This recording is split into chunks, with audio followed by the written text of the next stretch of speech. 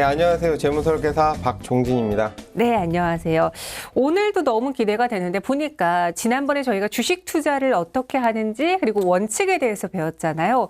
오늘은 주식 투자 격언 탑 15을 준비해 봤습니다. 정말 여러 가지 격언들이 있을 텐데요. 일단 네. 주식 투자와 관련된 격언을 말씀드리기 전에요. 그냥 정현 씨가 생각나는 속담, 격언 있으면 한 가지 여쭤볼게요. 뭐 속담 격언 하면 생각나는 것들 많은데요. 그중에 가는 말이 고와야 오는 말이 곱다. 저는 이 속담을 꼭 지키거든요. 예, 아주 잘 알려져 있고 중요한 속담 중에 하나네요. 그러면 그 속담, 가는 말이 고와야 오는 말이 곱다라는 그 속담의 의미도 당연히 알고 계시죠? 그렇죠. 뭐 다른 사람을 대할 때 언행의 예를 지켜 해야만 그 사람도 나한테 그런 식으로 언행의 예를 지켜서 이야기를 한다. 이거잖아요. 네, 아주 잘 정확하게 답변해 주셨습니다. 정현 씨 설명을 통해서 그 속담이 가지고 있는 의미와 교훈이 아주 분명하게 잘 전달된 것 같아요. 그런데 시청자분들이 의아해하실 것 같아요. 왜 주식에 대해서 이야기를 하는데 오늘 속담, 격언부터 풀이라고 있는 거죠? 방금 네. 정현 씨가 이제 속담을 통해서 교훈을 말씀하셨잖아요.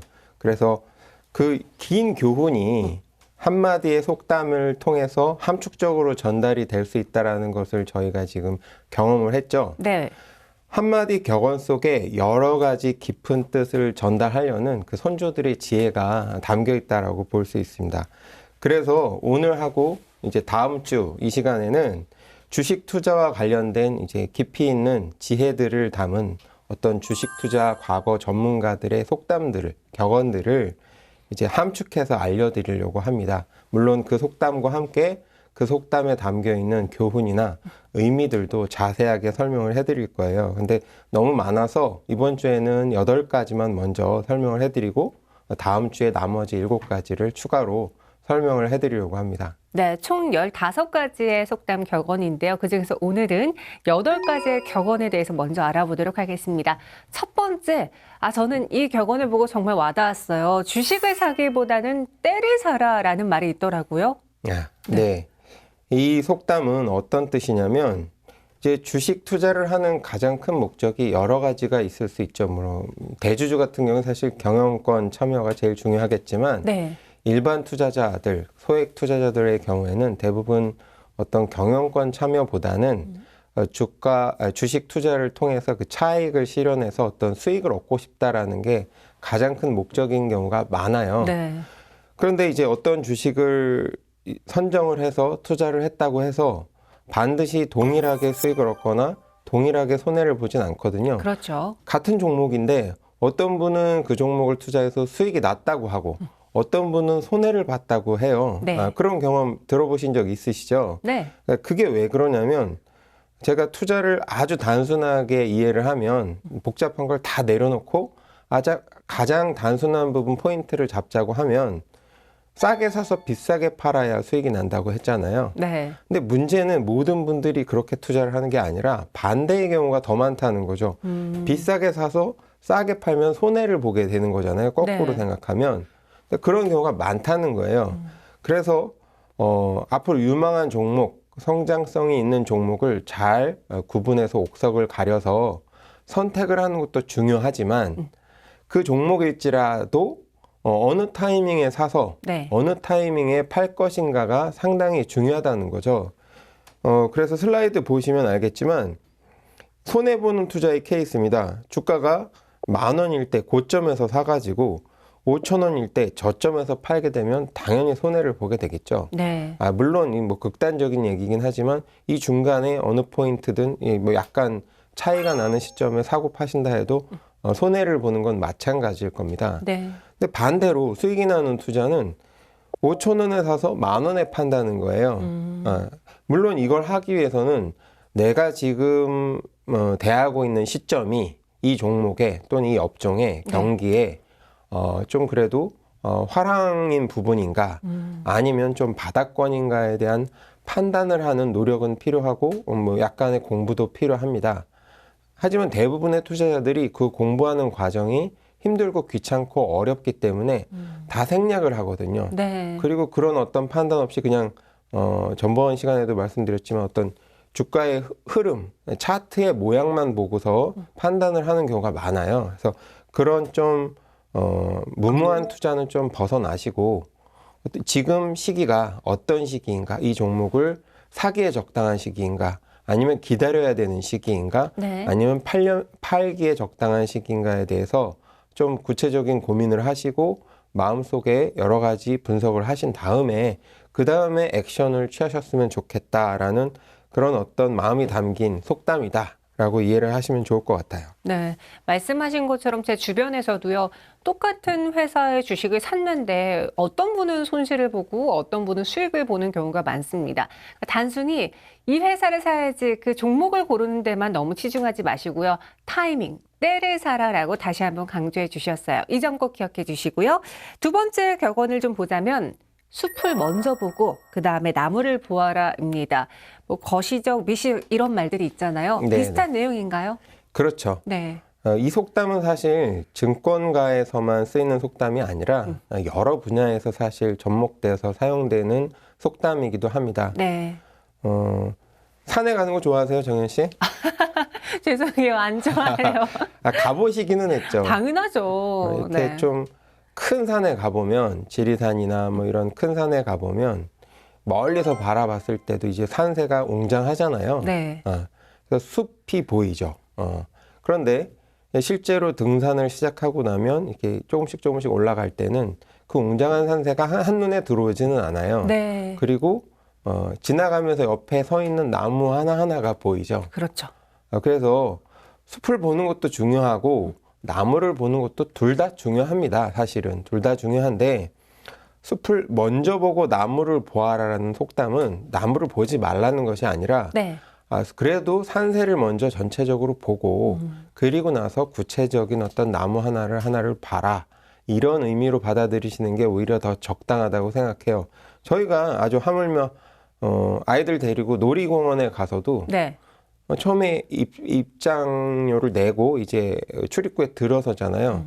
그럼 맨 처음에 하는 게 그 안내도를 받죠. 네. 그래서 오늘 코스를 정하잖아요. 맞아요. 전체 이제 놀이공원 그 동물원의 구조가 이렇게 되어 있는데 어차피 하루 동안 다 세세히 볼 수는 없지 않습니까? 네. 그러면 오늘은 이제 제한된 시간 내에 여기 포인트를 찝고 대략 시간 정하고 중간에 점심 먹을 거 이제 고려해서 중요한 포인트만 딱 보고 오늘 목표로 했던 거 보고 저녁 때 이제 그 폐장 시간 되면 그 전에 나와야 되잖아요. 네. 그런 것처럼 주식 투자를 할 때도 두 가지 측면이 다 필요하지만 굳이 순서를 정하자면 전체 판세를 좀 보고 그리고 나서 내가 좀 관심 있는 업종, 성장이 가능성이 큰 업종, 그 중에서도 또 경쟁력이 있는 회사 종목을 고르는 방법을 활용하시면 좋겠다는 거예요. 그래서 두 가지 방식이 있어요. 이제 탑다운이라는 방식이 있고 네. 바텀업이라는 방식인데 탑다운은 말 그대로 탑 위에서부터 밑으로 내려가자. 어떤 시야를 보는 순서를 위에서부터 아래로. 왜 네.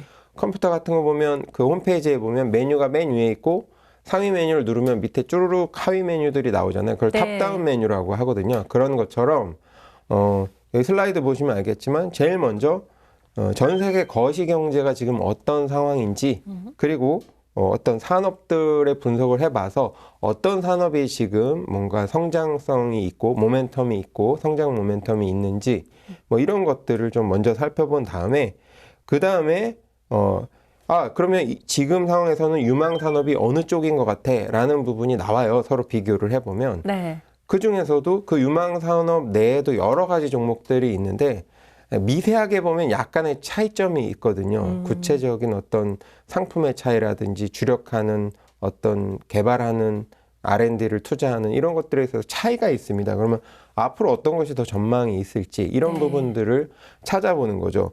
그러고 나면 이제 투자 종목을 이제 선정할 수 있겠죠. 그 그렇죠. 기업 내에서. 그래서 개별 기업을 또 자세하게 이 회사는 작년, 재작년, 올해 해서 어떤 매출액이 늘고 있는지 이익이 늘고 있는지 그리고 뭔가 CEO에게 뭐 윤리적인 문제는 없는지 그리고 다른 전문가들은 어떤 판단을 내리고 어떤 이야기들을 하고 있는지 그래서 긍정적인 내용, 부정적인 내용 이런 것들을 모두 다 반영을 해서 최종적으로 내가 각 업종마다 어떤 회사들을 다 투자할 수는 없으니까 네. 업종별로는 분류해서 분산 투자를 하되 각 업종마다 내가 투자하는 자금에 맞춰서 한 종목 내지는 두세 종목 이렇게 포트폴리오를 짜서 투자를 하라는 게 이제 탑다운 방식이고요. 네. 반대로 바텀업은 바텀이 바닥이라는 뜻이잖아요. 바닥부터 거꾸로 올라가자는 얘기예요. 지금 방금 설명드렸던 탑다운 방식하고 반대로 가자는 거죠. 거꾸로 네. 얘기하면. 그래서 오히려 이 바텀업 방식은 탑다운 방식이 지금이 주식 투자를 하기에 적당한 시기야? 거기에 포커스를 맞춘 어떤 투자 방법이라고 한다면 네. 바텀업 방식은 어떤 종목을 매수하는 게 중요할까? 여기에 더 이제 관심사, 비중을 높이는 거예요. 네. 이 방식을 이제 더 비중 있게 생각하는 분들은 어떤 가치관을 갖고 있냐면 아무리 하락장이라고 해도 네. 이 경쟁력이 있고 수익이 많이 날 수 있는 업종 그리고 그 회사라면 이 회사는 상승할 수 있다라고 보는 거죠. 그러니까 당연히 어떤 전체 거시경제도 보긴 하겠지만 네. 그거보다는 어떤 종목을 매수해야 돼? 어떤 회사가 경쟁력이 있어? 여기다 더 포커스를 맞추는 거예요. 그래서 오히려 제일 먼저 하는 게 급등하거나 강세인 종목들이 어떤 건가 그걸 먼저 리서치를 해요. 조사를 해봅니다. 네. 아무리 하락장이라고 하더라도 이 하락장에서 수익이 난다면 진짜 경쟁력이 있는 거 아니야? 역으로 이렇게 생각을 하는 거죠. 그래서 개별 기업의 이제 내재적 가치, 저번 시간에 가르쳐드렸던 ROE, PBR, 네. PSR, 네. PER 이런 것들까지 다 분석을 해봐서 이 회사가 경쟁력이 있다면 그렇다면 이제 그 다음에 그 개별 기업이 경쟁력이 있는데 과연 이 개별 기업만으로는 오래가지 못하거든요. 네. 이 모멘텀이 오래가기 위해서는 업종 전체가 좀 같이 성장하는 부분이 있어줘야 돼요. 그렇다면 업종은 어떤지 그 다음에 분석을 해보는 거죠. 그래서 업종이 괜찮다면 그 다음에 맨 마지막에 이제 거시적인 분석, 우리 나라의 경제라든지 경제 상황이라든지 아니면 전 세계적인 경제 상황에 대해서 분석을 해보고 괜찮은 것 같아라고 하면 투자를 하는 거예요. 네. 근데 이제 다시 한번 말씀드리지만 탑다운 방식이나 바텀업 방식 어떤 하나가 맞는 게 아니고요. 네. 두 가지를 다 봐야 되는데 투자자마다 어떤 스타일로 가냐에 따라서 어느 것에 좀 더 무게 비중을 두느냐는 좀 차이가 있을 수 있어요. 근데 제가 생각하기에는 초보자일수록 네. 만약에 내가 초보자다라고 한다면 제가 보기에는 아무래도 탑다운 방식을 좀 더 비중을 두시는 게 더 바람직하지 않나. 자칫 너무 자신을 신뢰하셔서 바텀업 방식을 너무 고집하시게 되면 네. 큰 손실을 볼 수가 있기 때문에 일단 추천은 숲을 먼저 보고 나무를 봐라. 이 속담을 꼭 지키셨으면 하는 마음입니다. 네, 이 두 가지의 방법을 상황에 맞게 잘 적용하시면 좋겠지만요. 요즘 시장이 그렇습니다. 이 회사가 아무리 좋다라고 하더라도 전체적인 미국과 중국의 무역 분쟁 혹은 금리 인상 이런 거시적인 변수에 의해서 회사의 매출, 영업이익도 흔들릴 수 있거든요. 그래서 먼저 숲을 보고 그다음에 나무를 보자라고 이야기해 주셨고요. 세 번째 격언으로 넘어가자면 이것도 정말 중요합니다. 사는 것도 중요한데 파는 게 더 중요하다라는 격언이에요. 네, 그렇죠.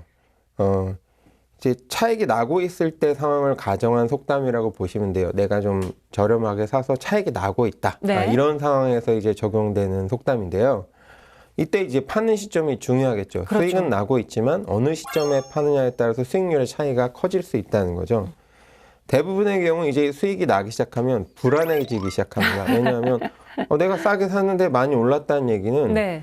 이제 고평가되기 시작한 거 아니야? 그럼 이제 하락될 거 아니야? 불안하니까 수익을 또 예전에 이런 경험이 있으신 분들이 있어요. 수익이 났다가 안 팔아가지고 폭락을 딱 해버리고 나면 그때 팔았을 거라는 맞아요. 경험이 있으신 분들이 있으세요. 네. 이런 분들의 경우 이제 마음이 조급해지면서 빨리 파시려고 합니다.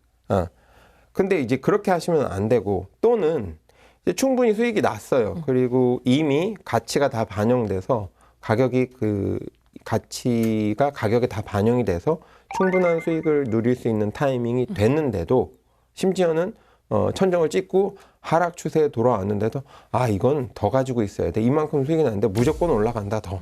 아무 근거 없이요. 물론 네. 그럴 수도 있지만 아무 근거 없이 그냥 어떤 차트만 보고 이런 판단을 하시는 경우들이 많아요. 네. 그래서 결국에 얻었던 수익을 다 잃어버리시는 경우들도 있거든요.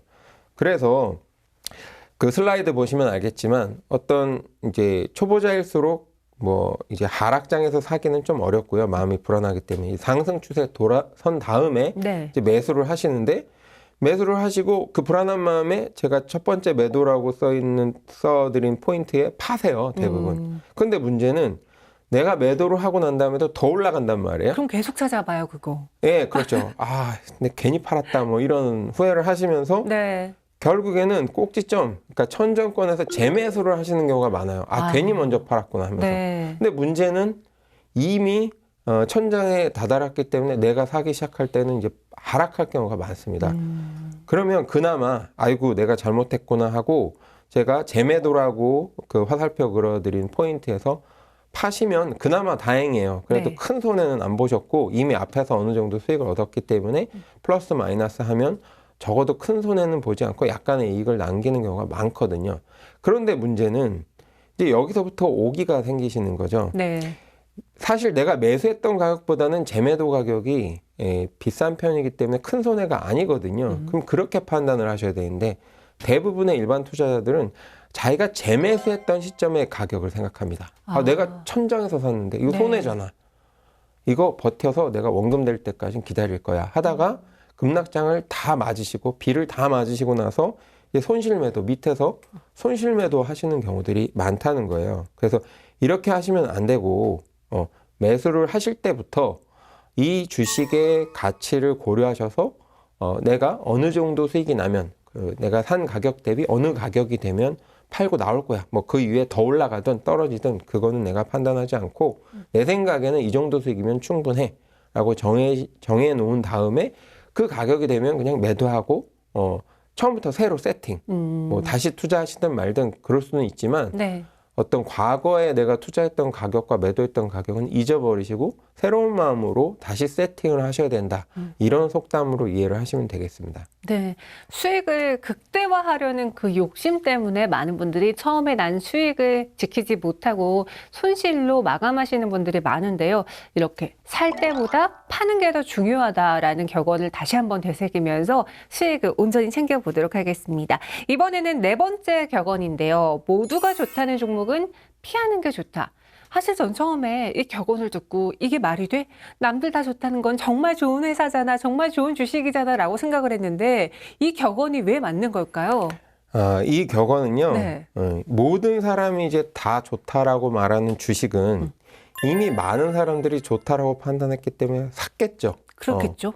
많은 사람들이 샀다는 얘기는 이미 가격이 많이 올라가 있다는 얘기입니다. 네. 다시 원점으로 돌아가 보면 투자의 원점으로 돌아가 보면 싸게 사서 비싸게 팔아야 되는데 이미 살 때부터 비싸다면 내가 더 비싸게 팔 수 있는 시점을 잡는 게 어렵다는 의미이거든요. 그렇죠. 그래서 더군다나 이제 많은 사람들이 사놨다는 얘기는 주가가 오르게 되면 사놨던 사람들 입장에서는 차익을 실현하고 싶겠죠. 네. 주가가 오르더라도 사실 팔지 않으면 수익이 실현되는 건 아니잖아요. 근데 초보 투자자들인 경우가 많은데 모든 사람들이 샀다는 얘기는 네.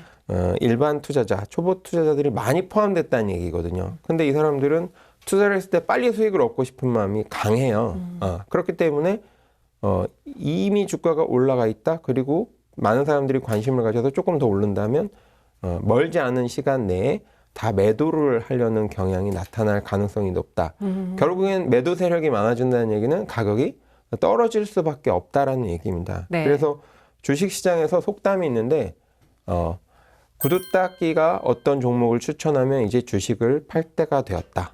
또는 갓난 아이를 키우고 있는 엄마가 네. 갓난 아이를 업고 증권사 객장에 나타나면 주식을 팔 때가 됐다. 뭐 이런 속담도 있어요. 네. 그게 무슨 뜻이냐면 뭐 구두 닦기를 하시는 분들이나 어머니, 갓난아기를 키우는 어머니들을 비하하려는 그런 속담이 아니라 이런 분들은 사실 주식이나 경제에 좀 관심이 없고 관심을 가질 수 있는 시간이 많지 않으신 분들 중에 대표적인 분들을 그냥 비유로 썼다라고 생각하시면 돼요. 네. 관심도 없고 그리고 주식이나 경제에 대해서 어떤 공부도 하지 않는 분들에게조차도 어떤 소문이나 정보가 흘러 들어갔다는 얘기는 모든 사람들이 다 알고 있는 정보라는 얘기죠. 네. 이미 보편화된 정보라는 얘기예요.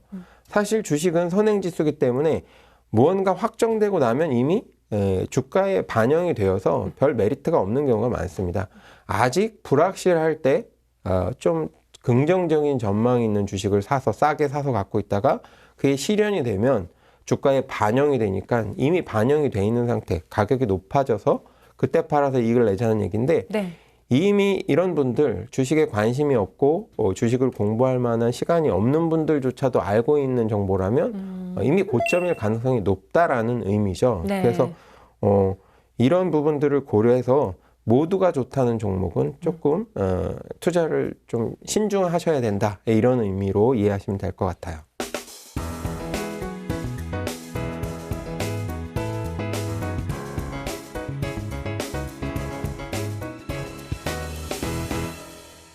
다음은 5번째 격언입니다. 손해보고 있는 종목부터 팔아라인데 사실 제가 만나본 많은 주식 투자자분들은 손절하는 걸 굉장히 어려워하세요.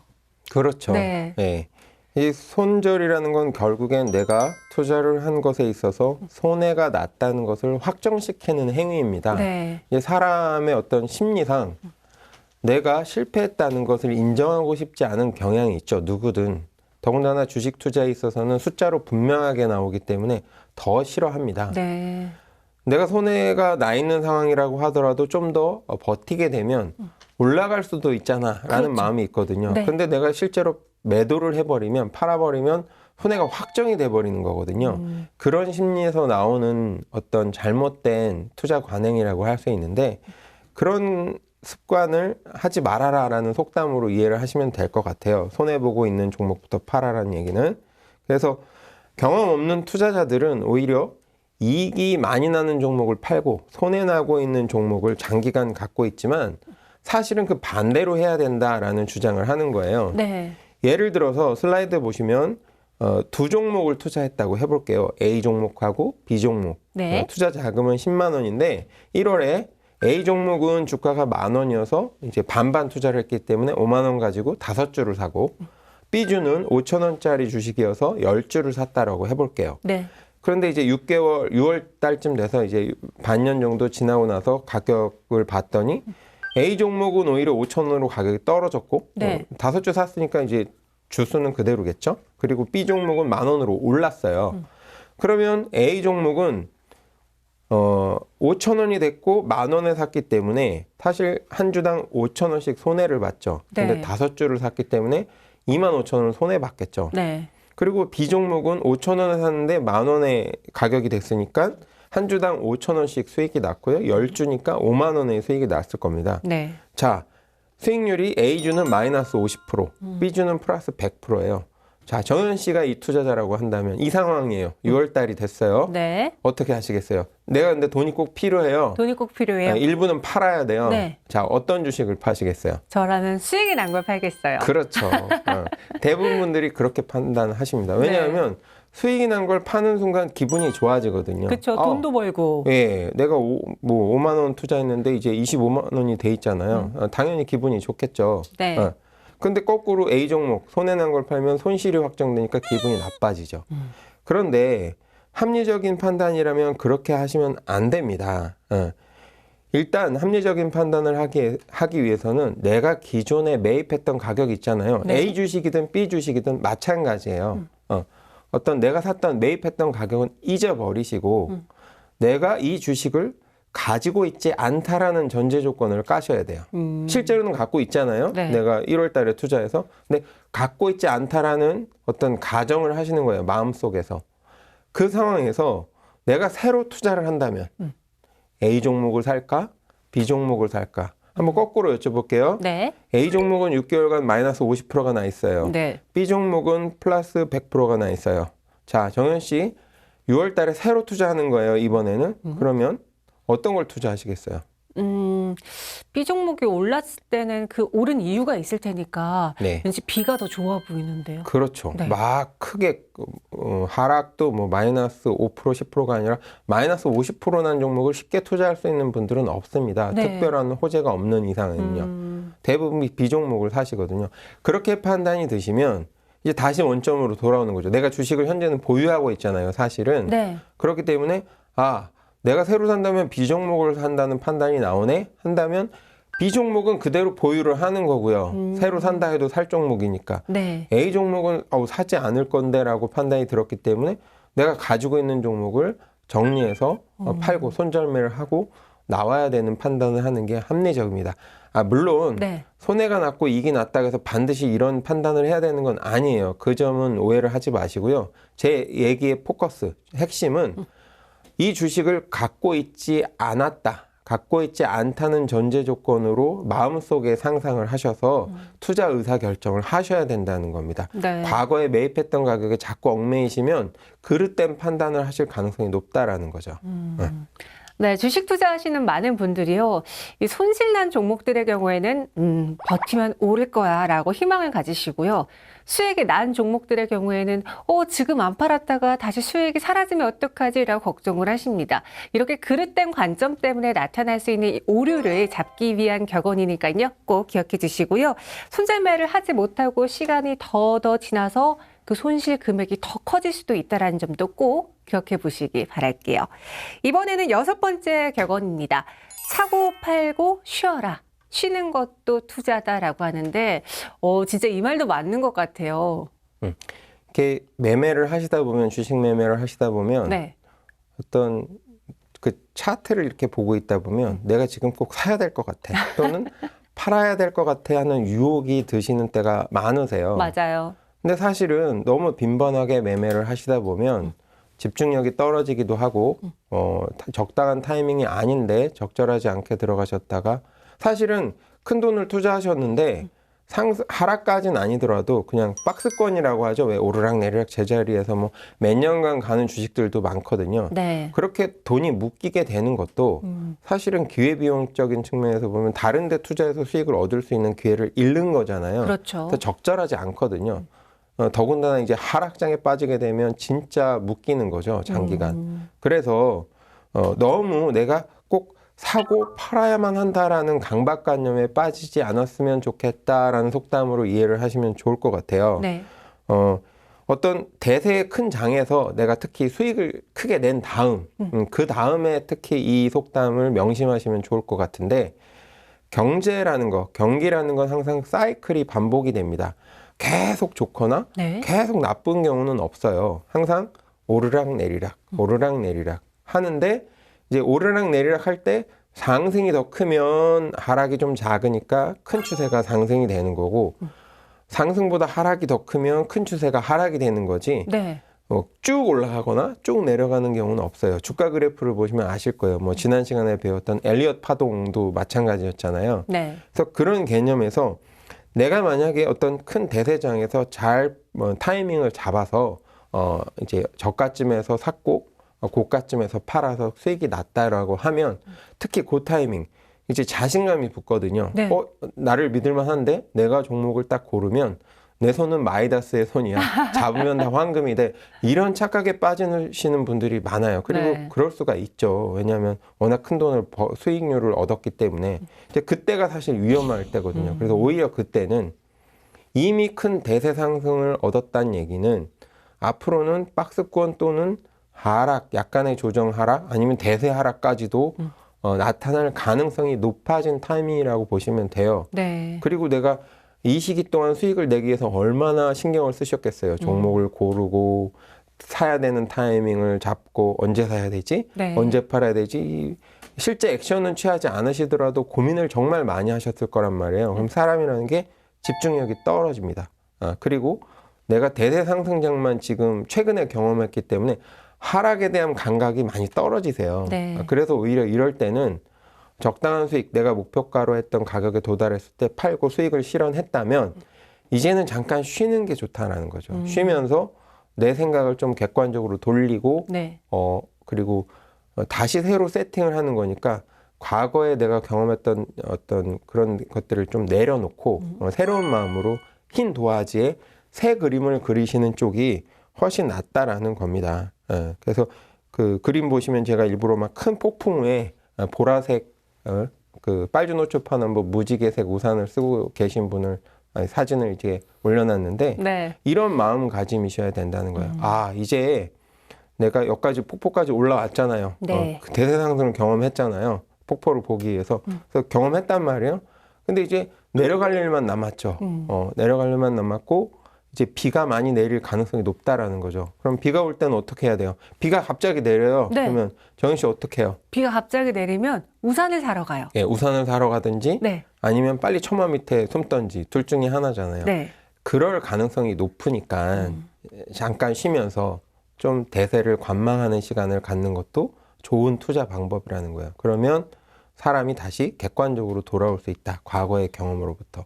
이건 꼭 대세 상승을 경험했을 때만 적용되는 건 아니고 거꾸로 반대도 마찬가지예요. 내가 네. 대세 하락을 경험했다. 그럼 잠깐 쉬시는 게 좋습니다. 왜냐하면 그 후유증이 커요. 특히 더 큽니다. 하락의 경우에는 이제 사람 마음이 조급해지죠. 내가 큰 손해를 봤는데 원금은 회복해야지. 최소 원금은 회복해야지. 네. 한국 사람의 특징이 원금에 대한 집착이 되게 강합니다. 그래서 네. 그런 마음가짐에서 좀 벗어나기 위해서는 약간의 시간이 필요해요. 그래서 약간 주식시장을 떠나서 차트 보시는 거 그만두시고 네. 산에도 가시고 산책도 하시고 다른 활동을 좀 하시면서 마음의 평정을 다시 찾으시는 게 중요하다. 이런 속담으로 이해하시면 좋겠습니다. 네, 큰 수익을 얻은 후에는 한 템포 쉬어가는 게 좋겠다라는 전문가님의 말씀이었습니다. 제가 옛날에 이제 수능 만점자 인터뷰를 본 적이 있는데요. 그분은 잠을 푹 잔대요. 잠을 꾹 자고 일어나야지 공부가 잘 된다고 하더라고요. 너무 지쳐서 계속 공부만 하다 보면 머리도 잘 안 들어가게 되고 더 지치고 힘들어진다라고 했는데 주식 투자도 그런 것 같아요. 여러분들에게 휴지기가 필요하고 다시 한번 재정비하면서 에너지를 모을 그 시기가 필요하니까요. 한 템포 쉬어가 보시기도 바라겠습니다. 다음은 7번째 격언인데요. 생선의 꼬리와 머리는 고양이에게 주라입니다. 재미있는 격언이기도 하고 저에겐 좀 생소하거든요. 어떤 내용이죠?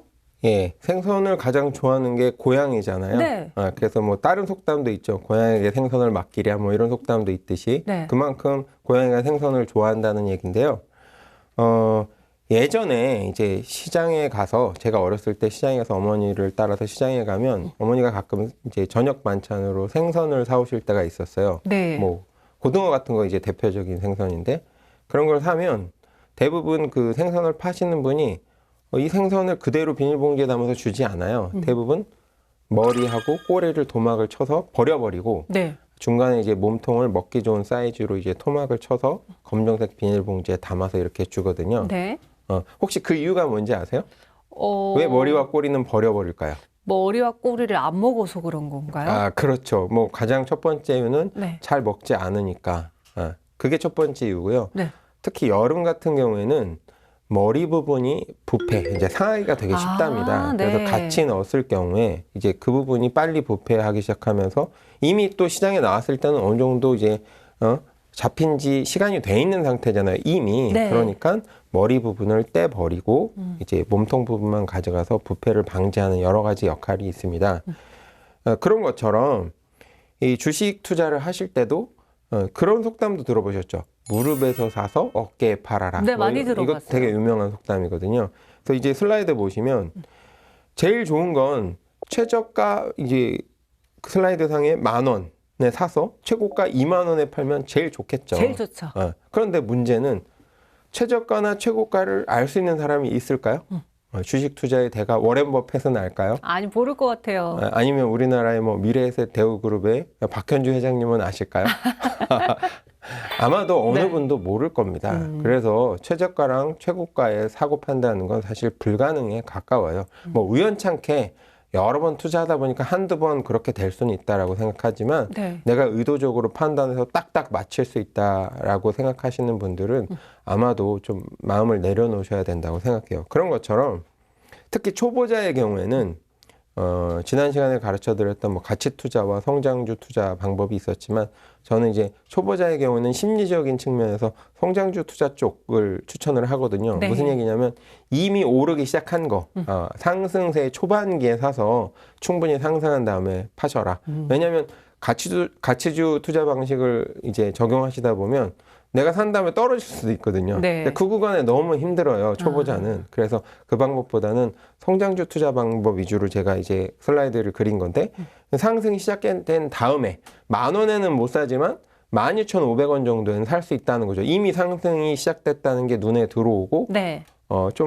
나름대로 공부한 것들 적용하셔서 이 상승이 의미가 있는, 이유가 있는 상승이다라고 생각하면 이제 매수할 만 하잖아요. 네. 사서 쭉 지켜보는 겁니다. 뭐 중간에 약간의 하락장이 있겠지만 큰 추세가 이제 상승장이 유지된다고 하면 보유하고 계시다가 최고가 20,000원 찍고 좀 의미 있는 하락장, 조정장이든 좀 큰 폭의 조정장이든 하락장이 오게 되면 17,500원 정도에 파셔라. 뭐 이 가격이 중요한 건 아니고 네. 추세 어떤 타이밍에 사고 파느냐 이걸 설명해 드리려는 거니까 오해는 하지 마시고요. 그렇게 하시면 좋겠다라는 거예요. 그게 최저가부터 내가 매입한 가격 이 부분이 머리고요. 네. 최고가부터 매도가 사이의 가격 그게 꼴입니다. 그래서 이것까지 다 수익을 내시려고 욕심 부리시다 보면 오히려 잘못된 판단을 하기가 쉬우니까 네. 충분히 그 몸통만 드셔도 충분히 저녁거리가 되거든요. 그러니까 그런 마음가짐으로 투자를 하셔라. 이런 뜻으로 이해를 하시면 좋을 것 같아요. 네. 이 주가의 바닥과 천정, 정말 최저점과 최고점을 알 수 있다면 얼마나 좋을까요? 하지만 그럴 가능성이 희박하기 때문에 적당한 구간에서 수익을 실현하는 것도 여러분들의 투자 원칙, 방법이 될 수 있다라는 걸 다시 한번 깨달았습니다.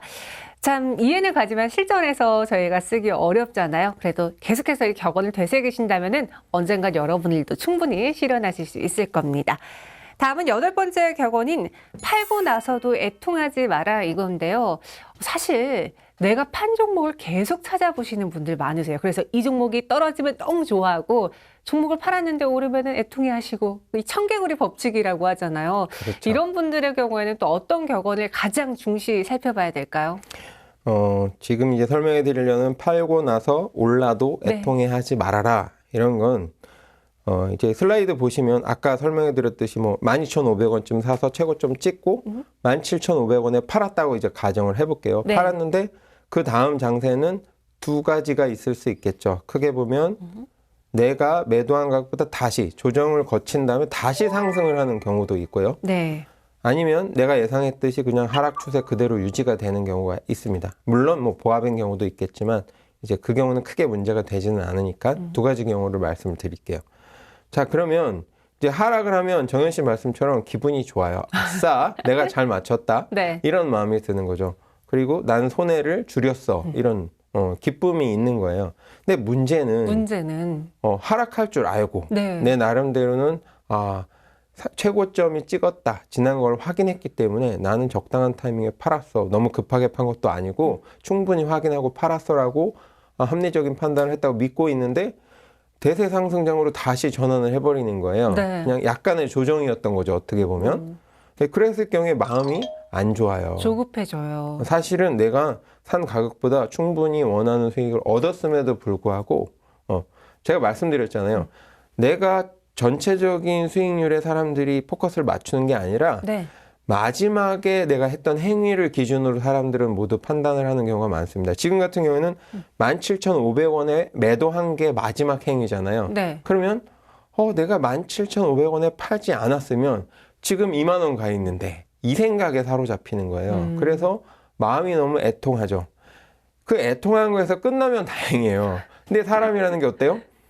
좀 싫은데 슬픈데 네. 애통하는데 내가 잘못 판단했는데 하다가 계속 오르면 네. 어떻게 될까요? 따라 살 것 같아요. 그렇죠. 야, 지금이라도 내가 다시 올라타야 되는 거 아니야? 라고 생각하고 다시 사는 거예요. 네. 이미 고평가돼 있는 걸로. 근데 그 판단이 급한 마음에서 어떤 의사 행위를 하는 거기 때문에 충분히 이 회사가 가지고 있는 이익 추세나 어떤 모멘텀, 상승 모멘텀이나 이런 것들에 대한 충분한 검토는 없이 네. 차트에 꿈틀꿈틀하는 그 움직임에 의해서 결정이 되는 경우가 많다는 게 문제예요.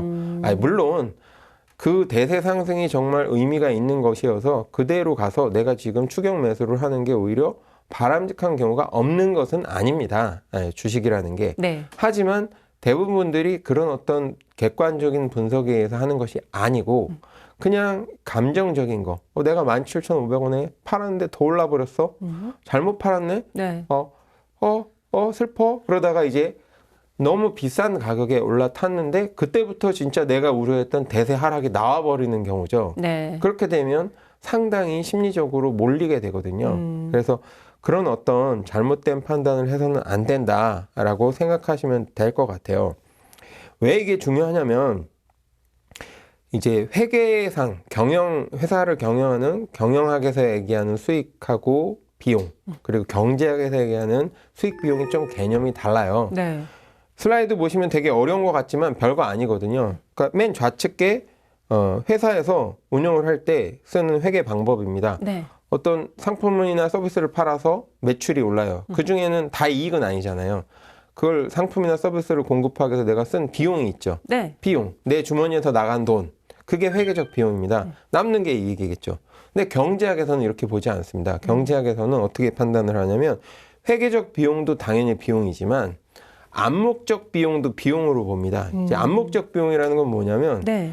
실제로 내 주머니에서는 나가지 않았지만 내가 어떤 행위를 선택함으로 인해서 잃은 기회, 그것도 비용으로 보는 거예요. 주식 투자에 있어서는 내가 A 종목을 매수함으로 인해서 B, C, D 중에 좀 좋은 종목 다른 군들이 있을 거 아니에요. 네. 그 종목을 투자를 못 하겠죠. 사실 그 종목을 투자했으면 얻을 수 있는 이익이 있었을 거 아니에요. A 종목에다 투자함으로써 이 기회를 잃은 거죠. 네. 사실은 A 종목을 선택했을 때는 A 종목이 더 많이 수익이 날 것 같아서 B, C, D의 수익도 보이지만 A 종목을 선택했겠죠. 네. 그런데 나중에 결과적으로 A는 수익이 안 나거나 손해가 났고 B, C, D는 수익이 났다면 사실은 B, C, D를 투자했을 때 얻을 수 있었던 수익도 날려버린 거죠. 그 기회를. 그걸 네. 비용으로 보는 겁니다. 네. 그래서 회계적 비용하고 암묵적 비용을 합쳐서 경제적인 비용 전체로 보고 그걸 뺀 것만 이익이다 이렇게 판단을 하는 거예요. 그래서 여러 가지 선택지 중에 네. 이 비용을 판단할 때는 그런 식으로 접근을 해야 됩니다. 주식 투자에 있어서도 마찬가지죠. 아까 말씀드린 것처럼 내가 선택한 A 종목 말고 다른 종목을 선택했을 때 얻을 수 있었던 이익도 비용으로 생각해야 되는 거죠. 지금 같은 경우에 이제 뒤늦게 너무 오른 상태에서 추격 매수를 했다? 네. 그런데 만약에 거기다 추격 매수를 하지 않고 다른 종목을 투자했다면 얻을 수 있는 수익도 날려버리는 거니까 그게 비용이나 마찬가지라는 거죠. 실제로 내 주머니에선 나가지 않았지만 네. 얻을 수 있는 이득을 얻지 못한 것도 비용으로 생각해야 된다는 겁니다.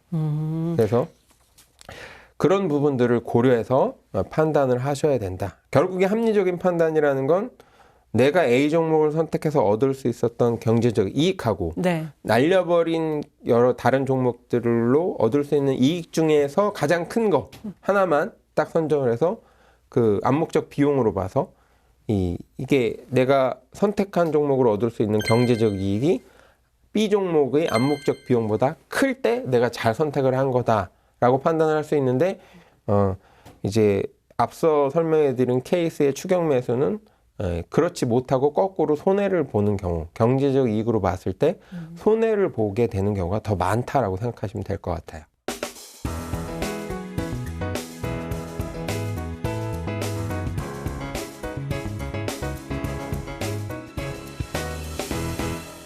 네, 이렇게 오늘은요, 주식 투자에 있어서 필요한 속담 경언에 대해서 알아봤는데요. 전문가님, 마무리하기 전에 꼭 알아야 될, 기억해야 될 점이 있다면 무엇인지 정리해 주시죠. 네, 오늘 말씀드린 8가지 모두 다 명심해야 되시겠지만 네. 그중에서 한 3가지 정도만 토픽을 뽑아본다고 하면 첫째는 두 번째 말씀드렸던 숲을 먼저 보고 나무를 보아라. 특히 이제 초보 투자자의 경우에는 꼭 명심을 하셔야 됩니다. 아무래도 전체 시장 자체 경기가 좋을 때, 세계 경제, 한국 경제가 좋을 때가 상승 종목이 많거든요. 그건 어쩔 수가 없습니다. 경기라는 게 서로 물려 있어요. 네. 어느 업종만 좋고 나머지 업종은 다 안 좋은데 그 상태가 오래 갈 수는 없어요. 돈이 돌아야 되기 때문에 그런 측면에서 보면 전체 경기가 좋을 때 그때 그 중에서 상승 종목, 상승 업종, 회사 종목을 선택하시는 게 유리하다. 그 말씀 꼭 드리고 싶고요. 네. 그 다음에는 4번째 말씀드렸던 모두가 좋다는 종목은 피하는 것이 좋다. 모두가 좋다는 것은 이미 모든 사람들이 정보를 알고 있는 거고 네. 그것이 매수세로 이어져서 주가가 이미 충분히 올라가 있는 상태. 가치에 비해서 충분히 가격이 맞춰져 있는 상태이기 때문에 추가적인 상승은 좀 어렵다라고 네. 판단을 하시고, 제가 좀 이해하기 쉽게 구두닦이나 아기를 키우고 있는, 갓난 아기를 키우고 있는 엄마가 주식을 투자를 한다, 그런 식이면 사실은 이미 오를 대로 오른 상태다. 그 관심을 갖는 종목은 오를 대로 오른 상태다. 그래서 조금 투자에 있어서 신중하셔야 된다라고 말씀을 드렸던 거, 네. 그거고요. 마지막으로는 이제 손해보고 있는 종목부터 팔아라. 이게 심리적으로 어렵거든요. 여러 가지 종목을 투자했는데 네. 내가 현금이 꼭 필요한 상황이라서 일부를 꼭 매도를 할 수밖에 없는 상황이라고 하면, 대부분 손실을 확정시키는 그 안 좋은 기분을 피하기 위해서 이익이 난 종목을 팔아서 이익을 이제 경험하면서 기분이 좋아지려는 인간의 심리가 있는데, 네. 그 심리를 좀 벗어나서 내가 매수했던 가격은 잊어버리고, 네. 꼭 뭐 수익이 났다고 해서 그 종목을 유지하고 손해가 났다고 해서 매도를 하라, 그런 원리는 아니고요. 내가 매수했던 가격은 잊어버리고 내가 새로 흰 도화지에 네. 종목 포트폴리오를 결정하려는 순간이다라고 가정을 하고, 마음속으로. 사실 이 가정이 어려워요. 그렇죠. 가정을 하는 게 어려운데 그렇게 하셔야 합니다. 그 가정을 하시고, 내가 지금 새로 투자한다면 A 종목에 투자할까, B 종목에 투자할까 결심을 하신 다음에, 투자하고 싶은 종목은 사실은 보유하고 있으니까 그대로 보유를 하시면 되는 거고, 네. 투자를 안 하겠다라고 하는 종목은 매도를 하셔서 손해를 보시더라도 매도를 해서 손절매로 끝내시는 게 오히려 합리적이다라고 생각하시면 될 것 같아요. 이 세 가지를 좀 추천해 드리고 싶습니다. 네, 오늘 많은 격언들이 나왔습니다. 여러분들이 주식 투자를 하는 데 있어서 꼭 한번 참고해 보시기 바라겠고요. 수익을 낼 수 있다면 참 좋겠죠. 손실에 대해서 너무 두려워하지 마시고, 또 주식 투자의 경우에는 심리전이라고도 해요. 여러분들의 심리, 마인드 컨트롤 꼭 해보시기 바라겠습니다.